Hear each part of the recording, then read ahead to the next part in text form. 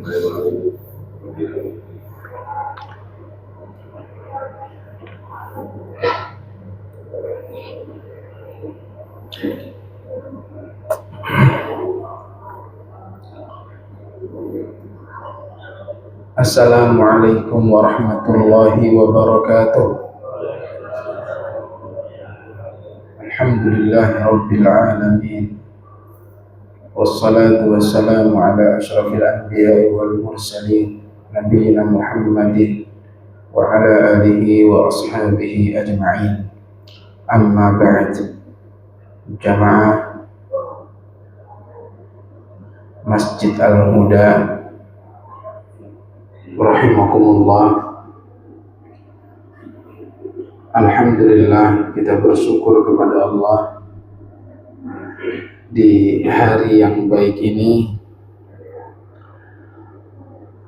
kita bisa melanjutkan pelajaran kita membahas satu kitab atau kutub yang penting sekali untuk kita dengarkan dan kita pelajari, yaitu melanjutkan pelajaran kita membahas kitab Al-Usul Ats-Tsalatsa.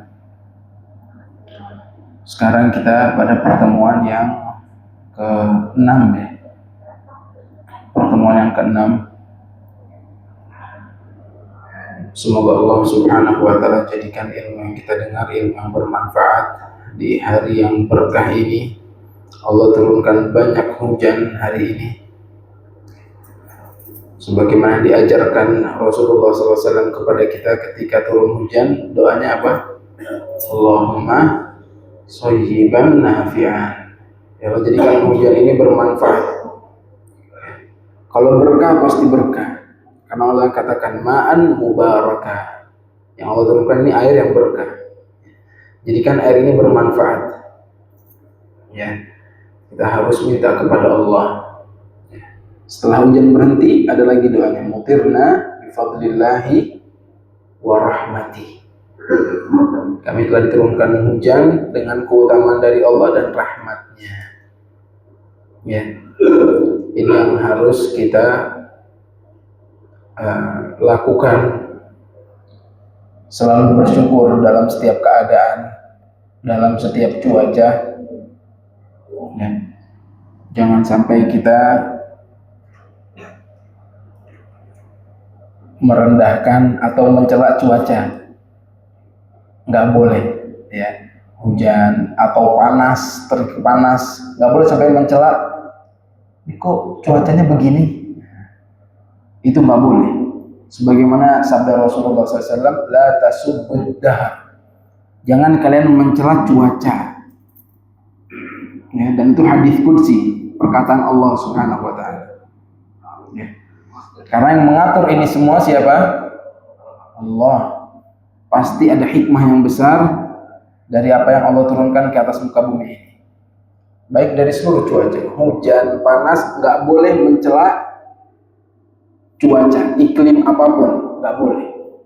Katakan alhamdulillah, alhamdulillah. Ya. Ibu-ibu juga ngejemur, setiap ngejemur, pas ngejemur hujan, misalnya. Jangan sampai mencela hujan, nggak boleh. Sama saja kita mencela yang menurunkan hujan, jangan. Udah masukin, sabar. Ya, nikmatnya besar turun hujan, betul nggak Bapak Ibu? Alhamdulillah. Baik, kita lanjutkan. Kemarin kita telah sampai kepada arti dari syahadat Muhammadar Rasulullah. Insyaallah beberapa pertemuan lagi, ya, 2 pertemuan insyaallah atau maksimal 3 kita akan menyelesaikan kitab ini insyaallah. Ya, kita sudah melewati setengah dari kitab ini. Kemarin kita telah membahas tentang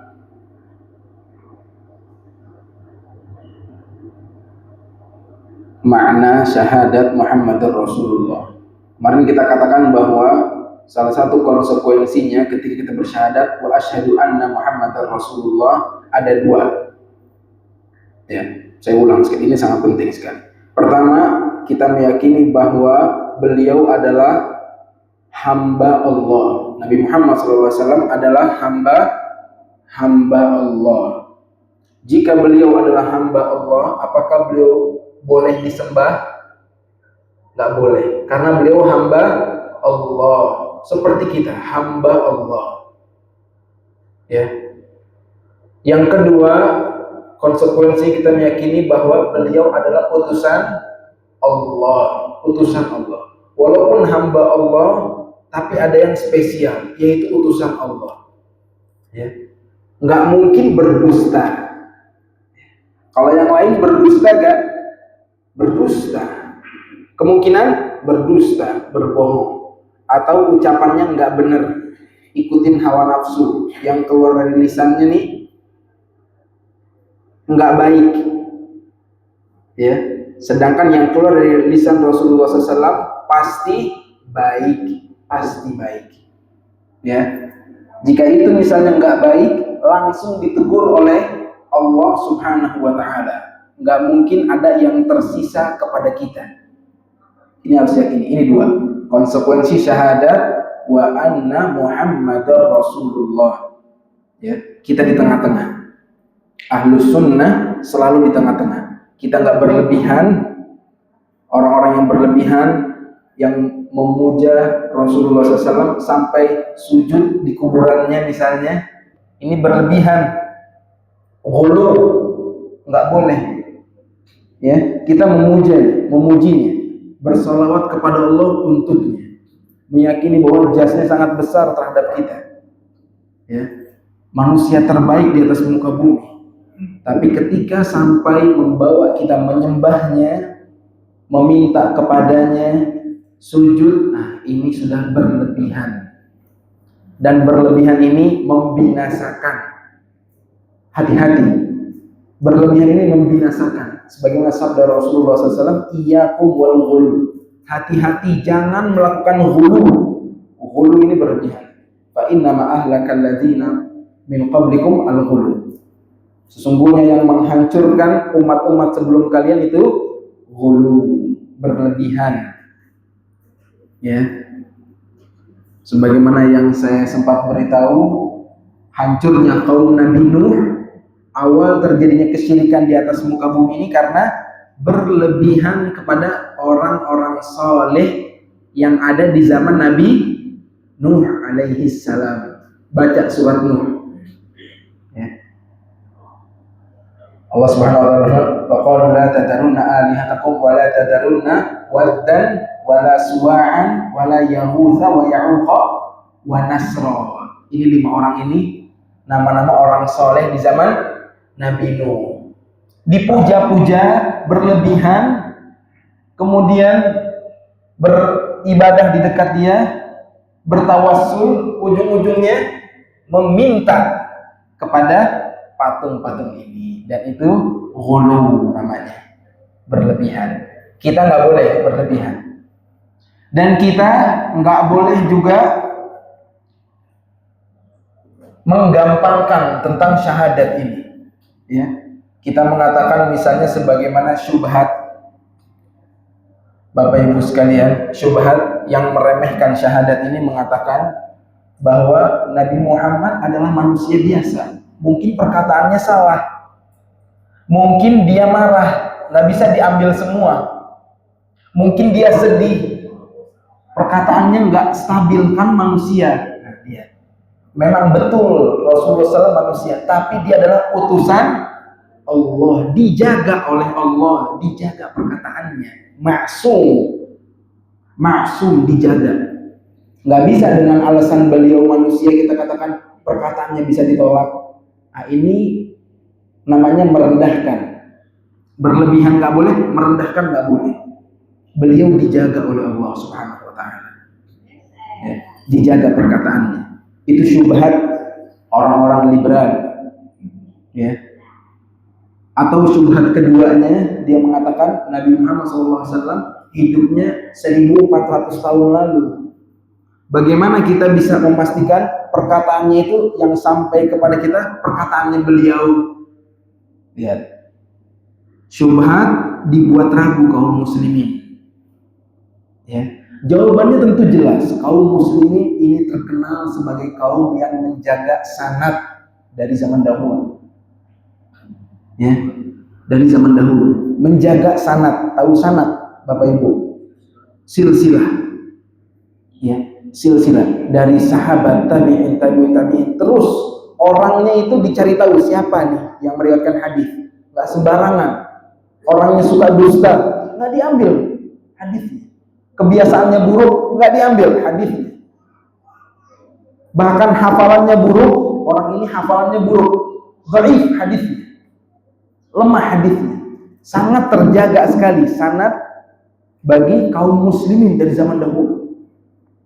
Jadi jika sampai kepada kita hadis yang tercantum hukum hadisnya sahih atau hasan, insya Allah itu pasti perkataannya Rasulullah SAW. Jangan ragu, ya, karena keraguan ini terus dihembuskan oleh musuh-musuh Islam dari dalam. Dia mau menghancurkan Islam dari dalam, dimasukin syubhat dikit-dikit, membuat keraguan. Nah, ini merendahkan syahadat wa anna Muhammadar Rasulullah. Ahlus sunnah tengah-tengah. Ahlus sunnah tengah-tengah. Nggak berlebihan, selalu memujanya, bersolawat kepada Allah untuknya, dan nggak pernah menganggap beliau berdusta. Dan hadis yang sahih, yakin pasti dari Nabi Muhammad SAW. Itu ahlus sunnah wal jamaah. Ya, itu rukun Islam yang pertama dalam kitab ini. Ya, kemudian rukun Islam yang selanjutnya disebutkan dalilnya. Ya, setelah syahadat, salat dan zakat. Ya. Dalilnya itu ada di firman Allah Subhanahu wa taala dalam surat Al-Bayyinah ayat kelima. Allah Subhanahu wa taala berfirman, wa ma umiru illa liya'budullaha mukhlishina lahud-dina hunafa wa yuqimus salata wa yu'tuz zakata wa dzalika dinul qayyimah. Tidaklah mereka itu diperintahkan kecuali untuk menyembah Allah mukhlisin, ikhlas, lahud-din, dengan ajaran agama Islam, hunafa. Hunafa ini jamak dari kata hanif.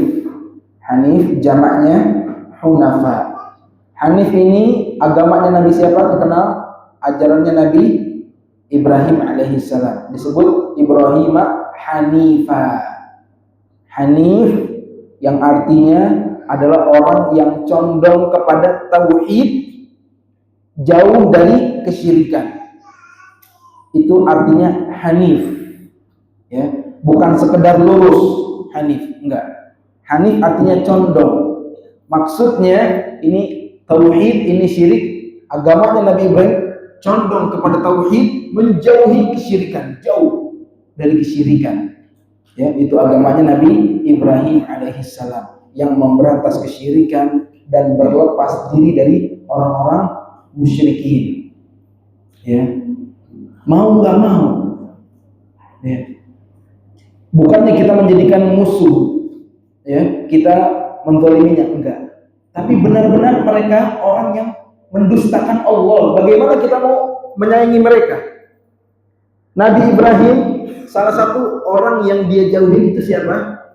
Ayahnya sendiri, ayah kandungnya. Nabi Ibrahim berkata, inni bari'un mimma ta'budun. Aku berlepas diri dari apa yang kalian sembah. Salah satunya itu ayahnya berlepas diri. Karena kecintaannya kepada Allah besar. Orang-orang ini mendustakan Allah. Gimana kita mau sayang? Nggak mungkin bisa. Ya, kita memang harus berlepas diri dari mereka. Nggak bisa. Ya. Kalau memang bakti karena orang tua bakti, tapi nggak bisa untuk ikut-ikutan, apalagi acara keagamaan yang nggak mungkin. Ya, harus berlepas diri. Itu agamanya Nabi Ibrahim alaihissalam.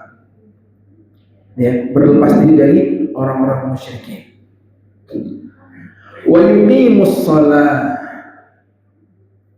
Kita ini diperintahkan setelah menjauhi syirik, mendirikan sholat. Ini yang terpenting. Ya. Wa yu'tuz zakah, dan menunaikan zakat. Wa dzalika dinul qayyimah. Ya, dan itu adalah agama yang sangat kokoh. Ini di sini Allah katakan prioritas beragama. Pertama apa?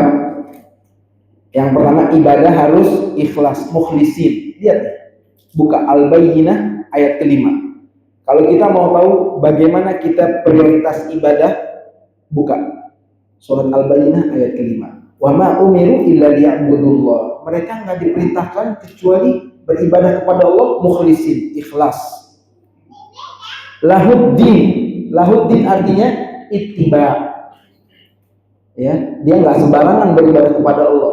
Nggak hanya ikhlas, tapi mengikuti ajaran Nabi Muhammad SAW. Ya, dia nggak mengada-ngada. Hunafa, jauh dari kesyirikan. Kemudian baru mendirikan sholat, menunaikan zakat. Sebagaimana dalam firman Allah dalam surat yang lainnya, Allah Subhanahu wa taala kata, "Fa in tabu wa aqamus shalah wa atuz zakah fa ikhwanukum fid din." Ya. Kalau orang-orang ini sudah kembali dari orang-orang jahat, bertaubat, kemudian mendirikan sholat, menunaikan zakat, maka dia saudara kalian dalam Islam. Perhatikan firman Allah, ini sangat dalam. Kalau mereka bertaubat, dan Allah syaratkan dua lagi, mendirikan sholat, menunaikan zakat. Kata Allah Subhanahu wa ta'ala, fa ikhwanukum fid din, baru mereka saudara kalian se-Islam. Ya, harus sholat, harus zakat. Nggak bisa sholat, misalnya dia hanya Islam, ya di identitasnya Islam, ya, tapi nggak sholat atau nggak mau bayar zakat. Ini bukan saudara kita se-Islam, bukan. Yang mengatakan ini Allah Subhanahu wa ta'ala. Kalau mereka taubat, mendirikan sholat, maksudnya sholat 5 waktu. Dan menunaikan zakat, maksudnya 2 zakat. Zakat badan dan zakat harta. Ya. Zakat badan itu ditunaikan ketika Idul Fitri. Ya. Per badan. Nggak dilihat mau orang kaya, yang penting mampu beli beras. Per badan hitungannya, ada berapa badan dia punya di rumah. Kepala rumah tangga 5 dikeluarin. Ya.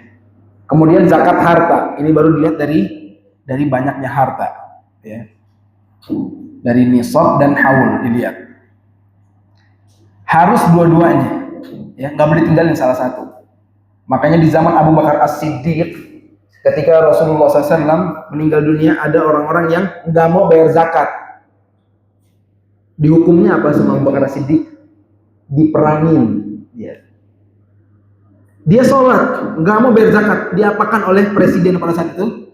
Diperangin. Nggak bisa. Harus sholat, bayar zakat. Harus. Dua-duanya. Ini yang paling penting dari rukun Islam setelah syahadat. Sholat dan zakat. Jangan pernah meremehkan. Ya. Jangan pernah meremehkannya. Kemudian yang selanjutnya, rukun Islam yang keempat, puasa. Puasa. Ya. Nanti kalau kita mau rinci, nanti di bab fikih kita. Salat, zakat. Sekarang kita sedang menjelaskan rukun Islam dan dalil intinya. Dalil puasa tentu yang paling kita sering dengar itu di dalam surat Al-Baqarah ayat 183. Allah Subhanahu wa ta'ala berfirman, "Ya ayyuhalladzina amanu kutiba alaikumus shiyam kama kutiba alal ladzina min qablikum la'allakum tattaqun." Wahai orang-orang yang beriman, diwajibkan atas kalian puasa sebagaimana diwajibkan kepada umat-umat sebelum kalian, agar kalian bertakwa. Ya. Diwajibkan kepada kita berpuasa. Kapan? Tahun 2026 kapan puasa? Insya Allah sekitar bulan Februari. Sekarang September, Oktober, November, Desember, Januari, Februari. Kalau sahabat Rasulullah SAW udah berdoa nih dari sekarang. Mereka berdoa agar disampaikan ke bulan Ramadan 6 bulan sebelum Ramadan. Udah berdoa, Allahumma balighna Ramadan. Minta sama Allah, Allahumma balighna Ramadan. Itu orang-orang soleh yang mengerti beragama, minta sama Allah. Karena kemuliaannya sangat besar sekali bulan Ramadan. Salah satu yang menjadikan bulan Ramadan ini besar, satu hadis yang diriwayatkan oleh sahabat Rasulullah SAW ketika mereka bertanya kepada Rasulullah SAW, ada seseorang yang bermimpi ya, melihat dua saudara lahirnya bareng, ya, anak kembar mungkin. Kemudian yang satu meninggal dunia di medan peperangan. Yang satu lagi meninggal dunia di atas ranjang. Setahun setelah meninggal saudaranya di medan peperangan. Ini setahun setelahnya meninggal dunia. Ya. Kemudian orang yang bermimpi ini berkata kepada Rasulullah SAW, aku melihat yang Allah lebih muliakan yang kedua, yang meninggalnya di kasur, bukan yang mati syahid. Lihat. Sahabat ini melihat di mimpi, langsung bertanya kepada Rasulullah SAW, minta ta'wilnya. Yang lebih dimuliakan oleh Allah, dua-duanya mendapatkan kemuliaan. Yang lebih dimuliakan yang meninggal di atas kasur, padahal ini mati syahid. Ya, kata Rasulullah SAW, bukankah dalam setahun ini dia sholatnya lebih banyak dibanding saudaranya? Perhatikan sabda Rasulullah SAW. Kata Rasulullah, jangan aneh. Yang satu lagi yang meninggal setahun setelahnya, bukankah sholatnya lebih banyak dibanding saudaranya? Bukankah yang meninggal belakangan mendapatkan bulan Ramadan? Ini kata Rasulullah SAW. Yang satu lagi dapat satu Ramadan lebih banyak dibanding saudaranya. Subhanallah. Lihat. Amal soleh yang kita lakukan, ya, dan yang salah satunya besar ini bulan Ramadan, bisa melewati kemuliaan orang yang mati syahid, jihad fisabilillah, ya, karena amal soleh, dan itu sangat mungkin. Makanya ketika kita diberikan umur panjang, kesehatan, bisa sholat lebih banyak dibanding orang lain, mendapatkan bulan Ramadan lebih banyak daripada orang lain, itu tanda Allah menginginkan kebaikan buat kita. Manfaatkan dengan sebaik-baiknya, ya. Itu keutamaan bulan Ramadan, ya. Yang paling besar diwajibkan adalah siam, puasa, ya. Dan yang masuk ke dalam rukun Islam memang puasa pada bulan Ramadan. Kemudian yang selanjutnya, rukun Islam yang kelima, haji. Dalilnya, dalil intinya itu ada dalam surat Al-Imran ayat ke-97. Allah Subhanahu wa taala berfirman, "Walillahi 'alan nasi hijjul baiti man istata'a ilaihi sabila." Untuk Allah, bagi manusia wajib mereka menunaikan haji. Untuk Allah, bagi siapa yang mampu. Lihat. Allah mewajibkan haji kepada manusia bagi siapa yang mampu. Bagi siapa yang mampu. Jadi kalau nggak mampu, berarti wajib gak hajinya? Nggak wajib. Walaupun itu rukun Islam, ya. Jangan merasa kecil hati. Jangan. Allah Subhanahu wa taala mengatakan dalam ayat ini, manistata'a ilaihi sabila. Barang siapa yang mampu melakukan perjalanan, sabila, ilaihi sabila, melakukan perjalanan ke sana. Para ulama mengatakan ini ilaihi sabila artinya dua, mampu, kemampuan, dan harta. Ini dua-duanya, harus dua-duanya, nggak bisa salah satu, dua-duanya. Kita mampu harta dan mampu fisik, kita wajib haji. Tapi kalau salah satu hilang, misalnya nggak punya harta, fisiknya sehat, nggak punya harta, wajib gak haji? Nggak wajib, nggak dosa kalau dia meninggal belum haji, nggak dosa. Sebaliknya, ya, hartanya banyak, tapi fisiknya nggak mampu, dia nggak wajib melakukan ibadah haji, tapi dia bisa membadalkan. Kalau dia mampu secara harta, dia bisa membadalkannya. Anaknya lu suruh haji, tahun depan dikasih anaknya haji lagi buat saya, ya, karena dia sendiri nggak wajib untuk datang ke sana, nggak wajib, ya. Yang wajib dua. Berarti kalau kita misalnya haji sekarang, misalnya kalau mau haji yang 65 tahun, haji ONH plus, itu sekitar berapa sekarang? Antum tahu harganya? 300-an juta. Iya, itu nunggunya 5 sampai 7 tahun atau 6 sampai 8 tahun, 300-an juta. Ya. Haji reguler nunggunya sekarang berapa tahun? Ada yang tahu nggak? Hah? Subhanallah, 30 lebih. Ya. Kemungkinan kita nggak mampu nih nunggu 30 tahun. Berarti kalau emang mau yang ONH plus misalnya, ONH plus 6-8 tahun, ada gak duit 300 juta? Hah? Setelah tentu melengkapi kebutuhan anak istri, jangan sampai duit sekolahnya diambil. Enggak, mau haji, ya, makannya disuruh nasi sama indomie sama telur di rumah anaknya, lama, berbulan-bulan. Boleh gak begini? Nggak boleh.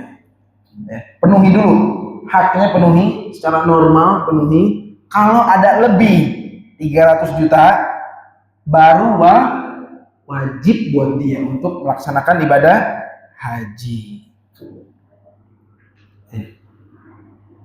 Misalnya ada lagi macam haji lagi, ya, haji kalau kemarin pakai visa ziarah, tahu visa ziarah, ini ilegal hajinya nih, hajinya ilegal, di sono kucing-kucingan sama polisi, kalau ketahuan ditangkap, diusir dari Mekah ntar, karena hajinya pakai visa ziarah. Misalnya haji pakai visa ziarah 150 juta, dia punya duit 150 juta.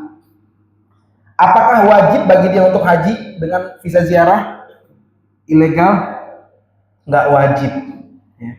Ini terkadang orang ketakutan dosa sampai dia melanggar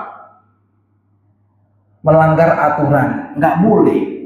Yang Allah katakan, man istata'a ilaihi sabila, orang yang mampu, itu orang yang mampu haji resmi. Orang yang mampu haji resmi, bukan yang nggak resmi walaupun murah. Nggak disuruh itu nggak disuruh. Yang disuruh yang resmi. Ya. Jangan ketakutan rukun Islam kita belum sempurna. Allah Maha Sayang, Allah Maha Mengerti, Allah Maha Tahu. Ya. Jangan sampai kita memaksakan sesuatu, ya, padahal bukan itu yang Allah mau. Ya. Jadi di sini ingat, ayatnya dikatakan bagi siapa yang mampu haji. Ya, semoga Allah Subhanahu wa taala memudahkan kita untuk bisa melaksanakan haji. Amin. Kita harus minta kepada Allah, jemaah. Nggak ada yang mustahil di mata Allah. Siapa pun bisa berangkat. Nggak semua yang berangkat orang-orang kaya di sana, enggak. Banyak yang dikasih hadiah. Apapun caranya. Ketika kita minta kepada Allah, ya, agar kita bisa menjadi tamunya Allah Subhanahu wa taala. Ya. Karena itu yang bisa kita lakukan. Memohon kepada yang memiliki rumah tersebut. Itulah rukun Islam dan dalil-dalilnya kita telah sebutkan. Dan rukun Islam sebagaimana yang kita pelajari, ini adalah rukun amalan zahir. Rukun amalan zahir. Semuanya kelihatan, syahadat kelihatan, sholat, zakat, puasa, haji kelihatan. Yang kedua, martabat yang kedua itu iman. Sedangkan rukun iman ini adalah perbuatan batin yang nggak kelihatan, keimanan dalam hati. Hadisnya ya disebutkan di dalam kitab ini sebagaimana disebutkan oleh Rasulullah SAW, iman itu bid'un wa sab'una syu'bah. Keimanan itu memiliki beberapa 3 sampai 9, 70, maksudnya 70 lebih, bisa 73, bisa 74, bisa 75 sampai 79 cabang. Keimanan itu memiliki 70 lebih cabang. Fa'alaha, yang paling tinggi kata Rasulullah SAW, qaul la ilaha illallah. Ucapan apa? La ilaha illallah. Tahlil. Ini jangan diremehkan. Ucapan la ilaha illallah. Kata Rasulullah SAW paling tinggi ini keimanan. Ya, zikir kepada Allah. Bisa dilakukan dalam keadaan wudhu, dalam keadaan duduk di warung, dalam keadaan naik motor. Berzikir kepada Allah pahalanya besar. Mengucapkan la ilaha illallah. Kemudian wa adnaha imatatul adza 'anit thariq. Yang paling rendah cabang keimanan ini adalah menyingkirkan gangguan dari jalan, kata Rasulullah SAW. Ini juga iman, menyingkirkan gangguan dari jalan. Kalau melihat ada duri, ada paku, ada kulit pisang misalnya, apapun, ya, ini bisa bikin orang celaka nih. Itu diambil, digeser, disingkirkan. Jangan cuma yang dipungut kalau ada duit dipungut, giliran yang lain nggak dibiarin orang, ya, nggak ada sama sekali kasih sayang kepada kaum muslimin. Jangan. Ini iman. Dan kita nggak tahu, Bapak Ibu sekalian, kita nggak tahu dengan amalan yang mana Allah Subhanahu wa Ta'ala memasukkan kita ke dalam surganya. Kita nggak tahu. Apakah dengan amalan kita yang besar, naik haji 500 juta, apakah ada jaminan itu yang memasukkan dia ke dalam surga? Ada jaminan nggak? Nggak ada. Bisa jadi dia masuk surganya karena dia pernah nolongin orang, ketika menolong itu ikhlas hatinya, Allah ridho sama dia pada saat itu, dimasukin surga karena perbuatan itu. Kita nggak pernah tahu amal soleh apa yang menjadikan Allah ridho kepada kita nggak tahu. Ya, jangan pernah meremehkan kebaikan sekecil apapun. Itu sabda Rasulullah SAW. La tahqiranna minal ma'rufi syai'a. Jangan pernah meremehkan kebaikan sekecil apapun. Geser sampah, ya, itu kebaikan, itu keimanan. Geser gangguan, itu keimanan, kata Rasulullah SAW. Ya. Bisa jadi Allah ridho, apalagi nolongin orang, itu cuma geser. Apalagi nolongin, lagi susah, langsung datang, nggak usah mikir. Kalau kita mampu, tolongin. Ya, kita nggak tahu. Nolongin orang yang nolongin binatang saja, Allah ridho kepada dia. Ya. Pezina memberi minum seekor anjing. Ini disebutkan dalam tafsir Ibnu Katsir. Ya, kisahnya. Allah ridho kepada dia karena dia memberi minum seekor anjing, binatang. Allah ridho. Allah jadikan setelah itu dia benci dengan dosa itu. Tadinya suka berzina, karena Allah ridho, Allah jadikan dosa itu hal yang paling dia benci. Setelah itu nggak berzina lagi orang ini, nggak berzina lagi. Allah ampunin dosanya karena membantu binatang.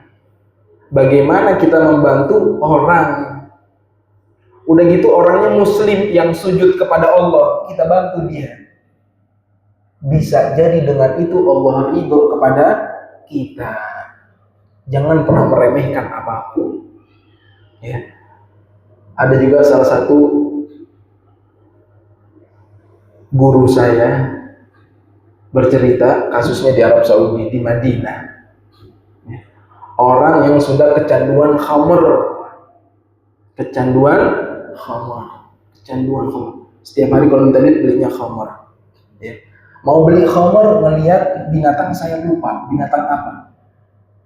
Kelaparan, mau meninggal, kehausan. Dia ngelihat nggak jadi beli khamr, dia beli air, dikasih binatangnya. Subhanallah, abis itu dia dibikin ngantuk oleh Allah. Nggak jadi minum khamr malam. Habis ngasih minum, dibuat ngantuk, tidur, besok paginya nggak ada lagi hasrat sama sekali untuk minum khamr. Subhanallah. Allah yang buat jauh hatinya dari maksiat ini. Ya. Banyak hal-hal yang mungkin itu bisa menjadikan kita lebih mulia atau jauh dari maksiat dengan perbuatan-perbuatan yang mungkin terlihat sepele. Di situ ternyata ada ridho Allah Subhanahu wa taala. Dan itu keimanan, kata Rasulullah SAW, menyingkirkan gangguan. Kemudian selanjutnya wal haya syu'batun minal iman, dan rasa malu itu salah satu cabang iman, kata Rasulullah SAW. Malu itu cabang dari keimanan. Malu, ya. Orang yang punya malu pasti mulia dia, pasti mulia, karena malu itu keimanan, cahaya. Sebagaimana dalam hadis Rasulullah SAW yang lain, fa in lam tastahi fasna ma syi'ta. Kalau ente nggak ada malu, silakan lakukan apa yang kamu mau perbuat, silakan. Kalau orang udah nggak ada malu, dia akan melakukan apapun. Ya. Tapi kalau dia malu, itu iman. Ya. Selagi malunya bukan di hal-hal yang positif. Malu hadir majelis ilmu misalnya, ini malunya dari syaitan, malunya bukan malu dari keimanan, ya, malunya dari syaitan, dibikin malu, ya. Ngapain hadir, ntar diejek lagi, tumben, ntar digituin lagi sama orang-orang, jadi takut. Malunya ini salah, ya. Jangan takut dikatakan tumben. Ya, ke masjid takut, nggak pernah hadir, ntar hadir dibilang tumben. Yang bilang tumben juga nih orang nggak bener nih, nggak boleh ngomong kayak gitu. Kita di pengajian orang nggak pernah datang, tiba-tiba datang, nggak boleh dibilang tumben. Subhanallah, itu secara nggak langsung, wallahi itu secara nggak langsung sombong. Kenapa ngomong tumben? Pasti ada unsur meremehkan, betul kan? Meremehkan, ya. Dan hakikat dari sombong batarul haq wa ghamtun nas. Ya, orang dikatakan sombong karena dua hal: menolak kebenaran dan meremehkan manusia. Meremehkan. ngelihat orang ya kayak baru taubat, baru belajar misalnya, ya malah direndahkan. Ya. Misalnya belum mengerti agama, pakaiannya masih nggak syar'i, direndahin. Ya. Subhanallah, itu sombong, nggak boleh. Ya, nggak boleh. Kalau salaman bagi orang-orang yang bajunya udah syar'i, kalau belum nggak mau negur juga, sombong namanya, nggak boleh, ya, nggak boleh. Apalagi sampai menyinyir orang karena dosanya, ini sombong juga, ya. Ketika orang menilai orang lain misalnya yang buruk, yang masuk penjara misalnya, lihat tuh orang direndahkan, ini sombong, nggak boleh. Ketika kita melihat orang lain terjerumus ke dalam dosa misalnya minum khamr, berzina, kita nggak boleh merendahkan dia, kita nggak boleh, ya, karena kita nggak tahu ujian dia bagaimana, kita nggak tahu. Bisa jadi kalau kita di posisi dia, gedenya nggak dapat pendidikan sebagaimana kita dapat, lingkungan kita nggak sebagus lingkungan yang dia dapat, kita nggak tahu pendidikannya gimana, dia terjatuh ke dosa itu, kita rendahin, ini dosanya besar, ancamannya neraka Allah, ancaman. Hati-hati, jangan pernah meremehkan orang yang nggak baik, bahkan melakukan dosa, koruptor, pezina, jangan suka direndahin. Udah, jangan direndahkan, jangan lihat keluarganya, misalnya keluarganya, jangan direndahin, ya. Jangan direndahin. Dia salah, udah, urusannya sama Allah Subhanahu wa taala. Urusannya sama Allah Subhanahu wa taala. Orang yang minum khamr juga jangan direndahin. Kalau bisa nasihatin. Pertama, kita bersyukur kepada Allah. Ucapkan alhamdulillah, saya mendapatkan hidayah. Itu yang pertama. Ya. Yang kedua, kalau kita bisa bertemu, kita sampaikan, kasih tahu ini salah, nggak boleh. Tapi jangan merendahkan, nggak boleh. Ya, takutnya salah satu ujian yang Allah berikan kepada kita, ketika kita mudah merendahkan orang minum khamr, Allah jadikan kita merasakan apa yang dia rasakan di posisinya, dan itu ada dalam hadis Rasulullah SAW. Ya, Rasulullah SAW, man ayyara akhahu, man ayyara musliman, lam yamut hatta yusibuhu, atau kama qala Rasulullah SAW. Barang siapa merendahkan orang karena dosanya, dia nggak akan mati sebelum nanti Allah uji dengan dosa itu. Na'udzubillah, jangan merendahkan. Ya, nggak tahu, bisa jadi pas kita di posisi begitu sama jatuh juga. Alhamdulillah kita hidup di lingkungan yang baik, orang tua ngajarin yang baik, alhamdulillah, bersyukur, bukan merendahkan. Nah, itu nggak boleh. Itu salah satu hal yang terlihat kecil tapi akibatnya besar. Kita harus hati-hati. Allahu a'lam.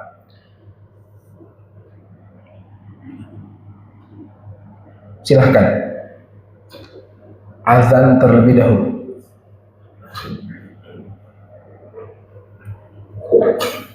Ya, kalau haji komplit tuh, haji anggota tubuh juga, harta juga, lisan juga, haji, ya, komplit ketika melakukan ibadah haji. Ya. Dan yang terakhir, haya itu amalan apa? Malu itu amalan apa? Hati.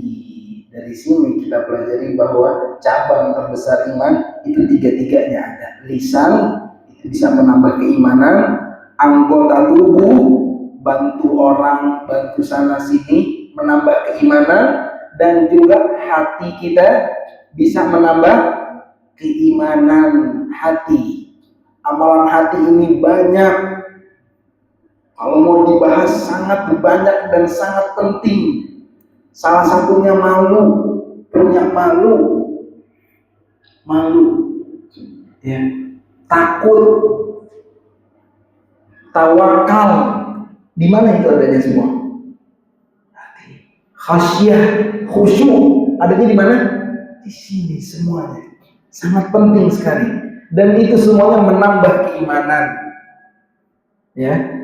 Dan salah satu hal yang harus kita yakini dari iman, bahwa keimanan ini bertambah dan berkurang. Selalu, nggak netep. Bertambah dan berkurang. Bertambah ketika melakukan ketaatan, berkurang ketika melakukan maksiat. Terus berkurang. Ya, kalau orang udah imannya rendah, sangat gampang sekali untuk maksiat.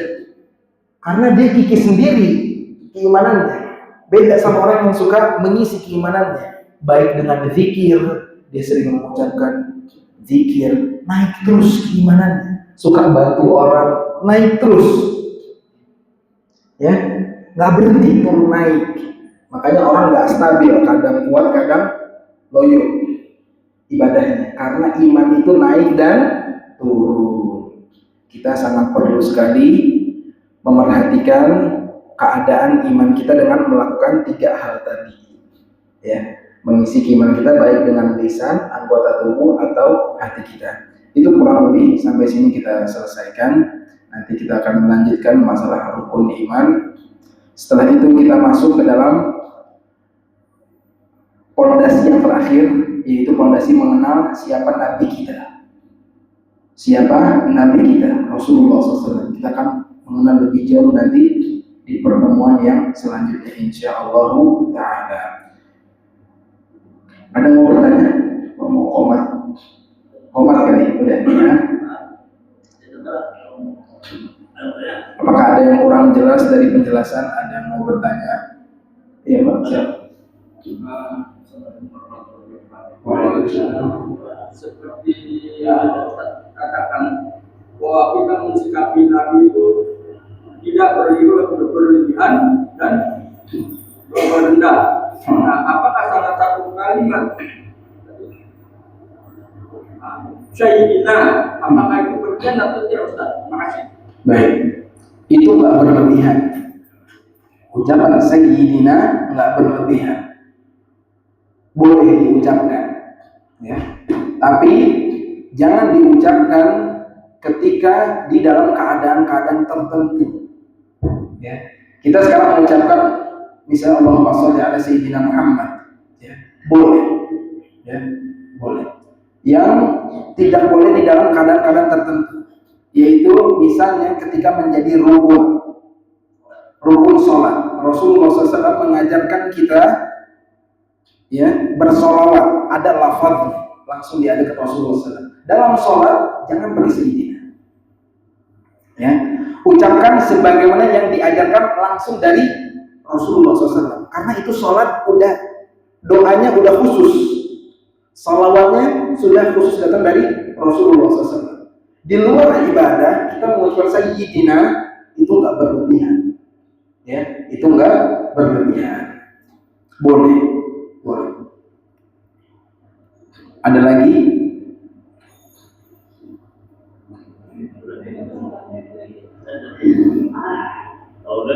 Baik, kita cukupkan sampai sini. Kita selesaikan dengan baca doa kafaratul majlis. Subhanakallahumma bihamdik, asyhadu an la ilaha illa anta, astaghfiruka wa atubu ilaik. Wassalamualaikum warahmatullahi wabarakatuh.